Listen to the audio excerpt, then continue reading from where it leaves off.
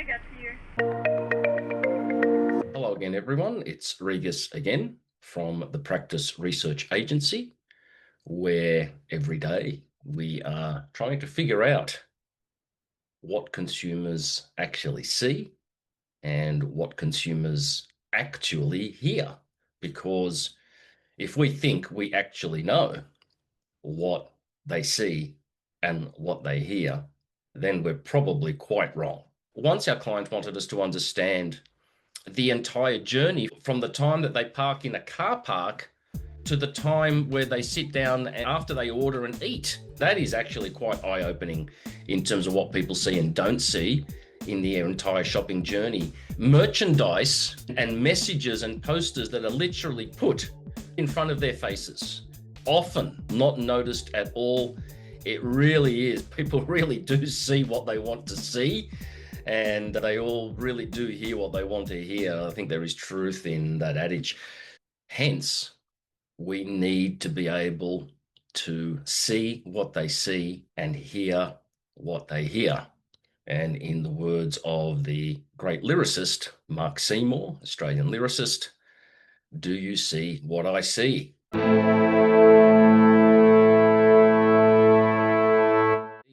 On that note, we would like to speak with you about how we conduct the business and the method of eye tracking. Eye tracking is nothing new on the market research scene. It's been around a very long time. It's been used for a long time, the generation of heat maps and so on and so forth. This is really nothing new. However, it's not something that is done extensively for a number of reasons, one of them being cost, which we will discuss later on. However, eye tracking on its own, without understanding context, without understanding the consumer reflection, is really just a series of cold-hearted metrics. This is what people looked at. This is how long they looked at it for. And the issue with eye tracking is indeed in just metrics, because the sample sizes for eye tracking are very low for very good reasons. Understanding averages and understanding what people are looking at purely by the numbers is not necessarily 100% valid. We're never going to get a couple of hundred people going through an eye tracker to understand the validity of all of this. So we do our best. The industry does its best. The clients do their best in terms of time and budget to get some sort of science and understanding about what people see, and not what people see, but also what people do not see. This is actually probably even more important, understanding what people do not see.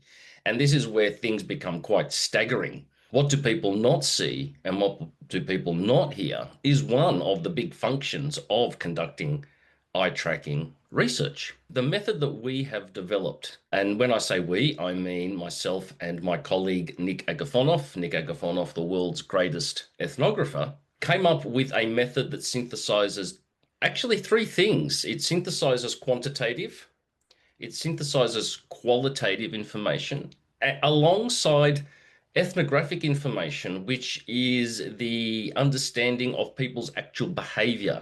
We try and bring both a quantitative and a qualitative perspective to every project in an efficient manner and without trying to conduct two separate phases and so on and so forth. As usual, we're going to show you live examples. Again, we won't really be showing you any results or anything like that, but purely an indication of what is done, how it's done, how we analyze it, and what the use is. So this is the methodology that we use, that we have developed and implemented many times in order to conduct what we call a 360-degree view of the customer experience in this case.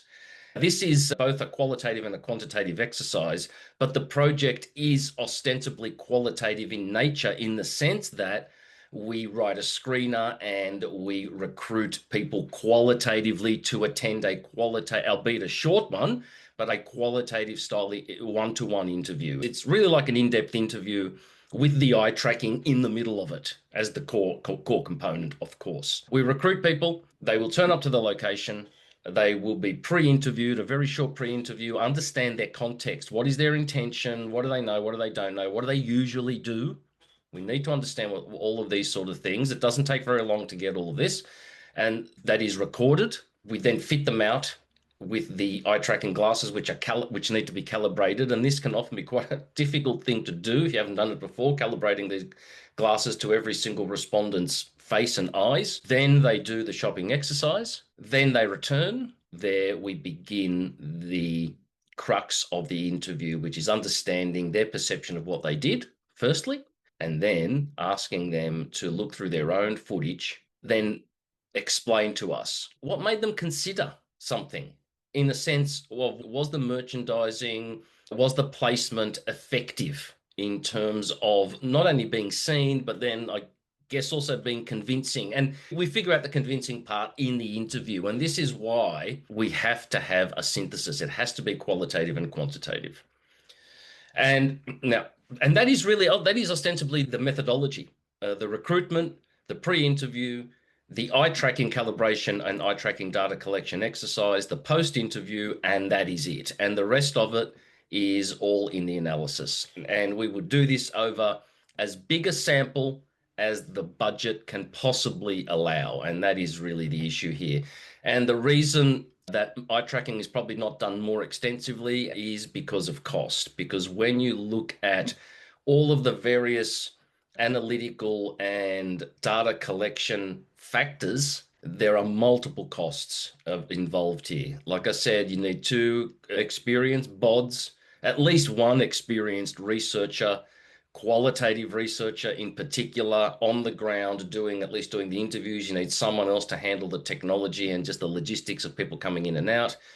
And then in the post-analysis, you need video editing skills. The eye tracking analysis is done also by experts who wade through the footage and log what people are looking at, how long they're looking at it for, etc. So really detailed metrics. Then there is, and from that is the creation of the heat maps and the outputs of what people are seeing, how long they're seeing it for, are they engaged, and so on and so forth. So we've got that level of analysis there, as well as the video editing analysis, and then of course the qualitative analysis, because it is a qualitative depth interview. So that has to be done as well. So there are multiple layers involved, and there are a number of people required to do this as well. Hence the cost, recruitment, incentivization, eye tracking technology hire, the metric analysis to create the heat maps and the other outputs and all the Excel sheets and charts that go with everything that you need to create the outputs and presentations, the video editing, the qualitative analysis, wrapping it all together at the end. We're talking about a pretty big process that involves quantitative, qualitative, and ethnographic skills, which is probably another reason why this is not done very frequently, because it is rare to get individuals together with all of those skills. It is cumbersome. It is expensive. However, there is a lot of information that comes out of that. Metric information, qualitative information, ethnographic information, and it has a lot of reliability. Now, we can't give it validity in the sense that, can we really extrapolate the findings from 30 people to the population of people who are going through and looking at this stuff and shopping for this stuff? That is a very difficult ask, okay, to ask for validity from that. But in terms of reliability in terms of the specificity of the insight and the data that we're collecting from this exercise, it's pretty unbeatable in terms of its really specific insight, which is often what is required from eye tracking, very specific insight, because it's about what people see, placement, how long they look at it for, engagement. It's all of those really very important key consumer metrics that are very important to understand the shopping and browsing experience. So there we go. There we go. Another synthesis of qualitative and quantitative within the same research instrument. This is the future of research, using technology, using skills, using research intelligence in order to break down the barriers between qualitative and quantitative and fuse them together to create a holistic consumer research methodology and insight tool.